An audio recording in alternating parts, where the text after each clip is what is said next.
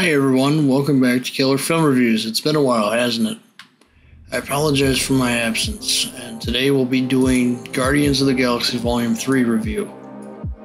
This review will be a mix of spoiler-free and spoilers, so I apologize in advance.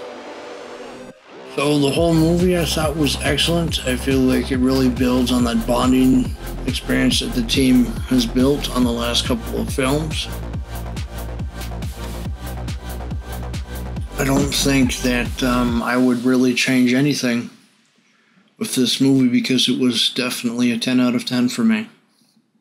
I thought that the pacing was right, plot was right, and we got to explore some new worlds. I hope that James Gunn creates his new DC movies with the same spirit that he created Guardians 3, because I think he would have a good success if he did. And I am saying that as someone who literally will tweet, restore the Snyderverse, you know? I mean, all the time I sit there and I say that. Whether it be release the Ayer cut or release the Snyder cut way back in the day.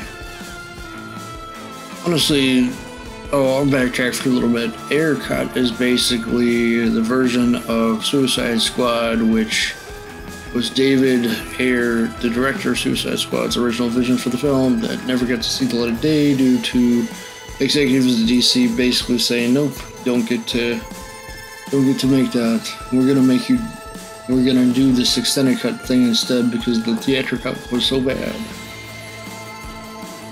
And I have seen the newer Suicide Squad 2, and my honest thoughts is that the newer one is good in some areas and bad in others. It really has a good thrill to it, but I feel like it's trying to be a Marvel movie instead of a DC movie, honestly.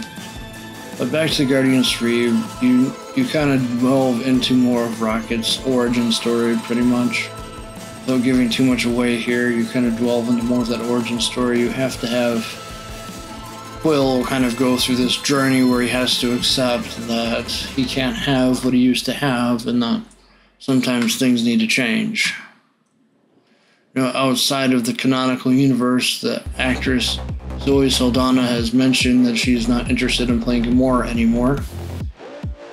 Honestly, it makes sense considering that she makes more when she's Nefertiti, I think it is, in Avatar. I haven't seen the latest Avatar film because I was pretty busy during that time when it came out, in a sense. But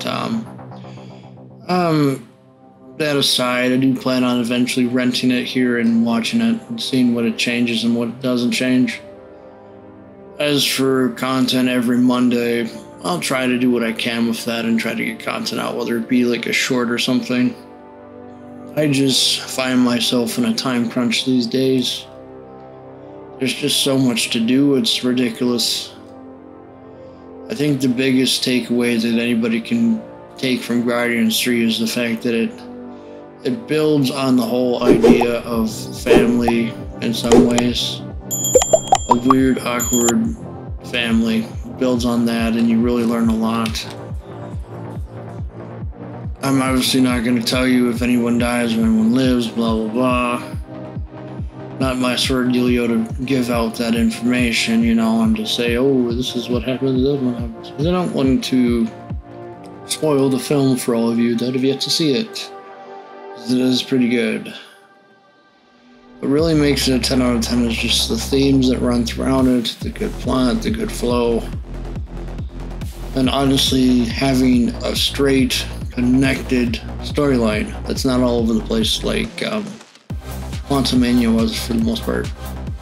Quantumania felt like a film that was scrapped and then slowly mended back together for me. I was not a big fan of it. I feel like if they're going to do another film in the Ant-Man side of things, that they really need to take their time to make it flow more cohesively next time, honestly. And honestly, I don't say that lightly. I already did a review on that film some time ago, and it was not my favorite. My main gripe with that film, without giving too much away, was just how it ended, and the whole inserting of agendas into films overall.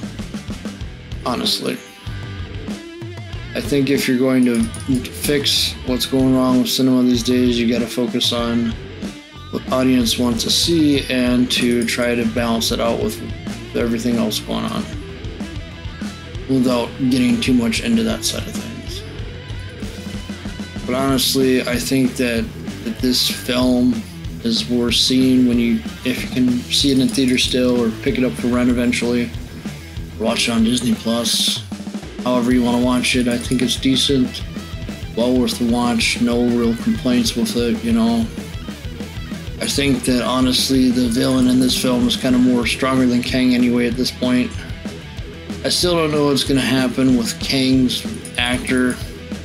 I don't know if they're going to have him still in the films or not, but I'm still having mixed feelings on whether or not I'm going to see The Flash because of what the actor Ezra Miller has done with with the people he stayed with. You know, it's in the news, and it just boggles me how the rich and the famous tend to get out of jail rather easily compared to the people that are not rich and famous. It's like we have two different sets of rules for those that are rich and those that are poor. It is really unfortunate to have a system like that.